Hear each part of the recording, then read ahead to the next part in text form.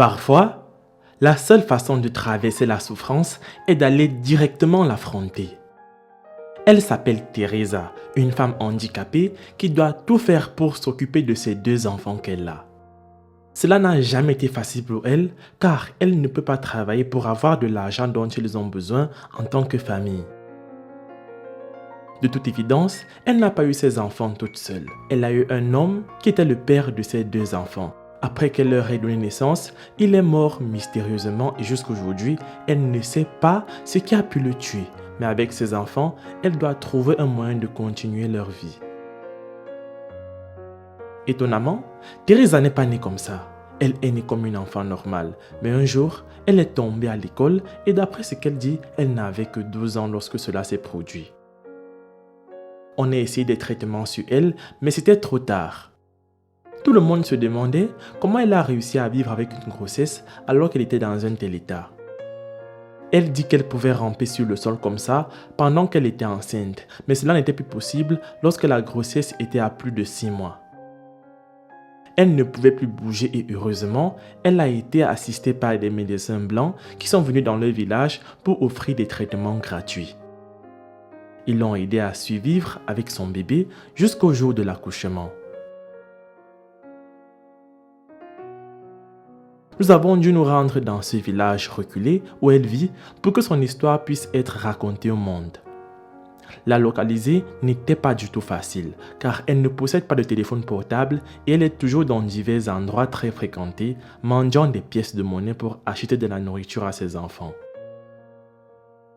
Enfin, nous l'avons retrouvée après une longue journée de mendicité et elle a accepté de partager avec nous l'histoire de sa vie là où tout a commencé. Avant de poursuivre les amis, voici la question du jour. Comment appelle-t-on l'outil chirurgical présent sur la photo? A. Une lame. B. Un bistouri. C. Un couteau. J'attends vos propositions dans les commentaires et la réponse exacte vous sera donnée à la fin de la vidéo.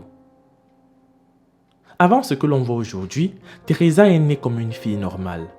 Elle est née dans le même village où elle vit encore aujourd'hui. Ses parents étaient plus qu'heureux de la voir et ils ont commencé à prendre soin d'elle pour qu'elle puisse rester en bonne santé. Le bébé grandissait comme les autres et elle a appris à s'asseoir, à se tenir debout, à marcher et à courir comme les autres bébés normaux. Quelques années plus tard, elle était prête à commencer à aller à l'école. Tout allait encore bien, mais ce n'était pas pour longtemps. Elle devait se rendre à l'école à pied très tôt le matin et revenir plus tard le soir. Et bien qu'elle était encore très jeune, tout le monde dans la famille avait l'habitude. Un jour, elle s'est réveillée et est allée à l'école normalement et elle a commencé à jouer avec d'autres enfants comme d'habitude. Et alors qu'elle jouait, elle tomba mystérieusement. Et autant qu'elle le voulait, elle n'a pas réussi à se relever. Les enseignants ont immédiatement appelé ses parents de venir à l'école pour voir ce qui arrivait à leur enfant. Ils ont également dit que c'était la première fois qu'ils voyaient quelque chose comme cela se produire. Ils ont précipité Teresa à l'hôpital le plus proche pour un traitement et les médecins ont fait tout ce qu'ils pouvaient pour la soigner. D'après ce qu'elle dit, ils lui ont injecté plusieurs fois en espérant qu'elle irait bien, mais cela n'a pas aidé. On les a conseillés ensuite de rentrer chez eux et de s'occuper d'elle et les médecins ont promis que tout ira bien, mais cela ne s'est jamais produit.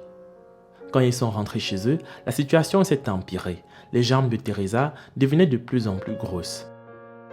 Elle a dû abandonner l'école parce qu'elle ne pouvait pas assister aux cours dans un tel état. Ses parents ont dû l'amener à l'hôpital le plus proche pour un traitement supplémentaire. Les médecins lui ont de nouveau injecté des médicaments parce que ses jambes devenaient très grosses. Des jours plus tard, ses jambes ont commencé à devenir plus petites et ses parents pensaient que la situation s'améliorait pour elle. Au fur et à mesure que ses jambes devenaient plus petites, elles ont commencé à devenir anormales. Elles sont devenues aussi maigres qu'elles ne l'espéraient. Quand ils sont allés à l'hôpital, les médecins ont dit qu'ils ne pouvaient plus rien faire pour son état et ils lui ont demandé d'apprendre à vivre avec. Elle était maintenant handicapée. C'était difficile pour sa famille d'adopter et d'accepter ce fait, mais au fil du temps, ils se sont habitués. Ses parents devaient toujours aller au champ pour chercher de la nourriture, car c'est ainsi qu'ils ont toujours vécu. Et dorénavant, ils ne pouvaient pas amener Teresa avec eux. Ils devaient la laisser seule à la maison. Parfois, il arrivait qu'il pleuve et comme personne n'était là pour la porter et l'amener dedans, elle se mouillait et devait trouver un moyen d'entrer dans la maison par elle-même. Et c'est ainsi qu'elle a appris à ramper sur le sol. Elle a continué à grandir. Un jour, elle a reçu la visite d'un homme avec qui elle est tombée amoureuse. Elle ne pouvait pas refuser de saisir cette chance parce que personne ne lui avait jamais proposé une relation amoureuse avant. Elle a dit oui et leur relation s'est élevée. Ils se sont mariés et ont fondé une famille en tant que mari et femme. C'était comme une bénédiction pour elle parce qu'elle croyait qu'il n'y aurait jamais personne qui accepterait de l'aimer et de l'épouser malgré son handicap corporel. Mais c'est arrivé. Elle est tombée enceinte plus tard et c'était une bonne nouvelle. Mais encore une fois, elle était inquiète de comment elle allait réussir à vivre avec la grossesse jusqu'à ce qu'elle accouche, vu comment elle se déplaçait. D'ailleurs, tout le monde en doutait. Heureusement, il y avait des médecins blancs qui sont arrivés dans leur village pour offrir des soins. Ils ont remarqué la condition de Teresa et ils ont décidé de lui offrir de l'aide. Ils lui ont donné un fauteuil roulant et c'est ainsi qu'elle a réussi à se déplacer avec l'aide de son mari jusqu'au moment de l'accouchement. Elle est allée à l'hôpital et a donné naissance à son premier enfant et par la suite, le deuxième est arrivé. Ils allaient bien et étaient en bonne santé. Mais un matin, son mari est allé travailler comme d'habitude. Mais la triste histoire est qu'il n'est jamais rentré vivant à la maison. Elle dit que c'était un soir, on a ramené son cadavre sans aucune explication. Après cette épreuve difficile, elle a dû lutter avec la vie pour éduquer et nourrir ses enfants. Cela a été un très gros combat pour elle car elle ne peut pas travailler et continue de manger des pièces de monnaie, ce qui ne suffit jamais pour acheter de la nourriture au quotidien. Maintenant, elle demande de l'aide pour qu'elle puisse amener ses enfants à l'école parce qu'elle veut qu'ils aient un avenir meilleur et qu'ils améliorent la vie de leur famille. Les amis, ces fonds seront versés via le lien GoFundMe qui se trouve dans la description de la vidéo.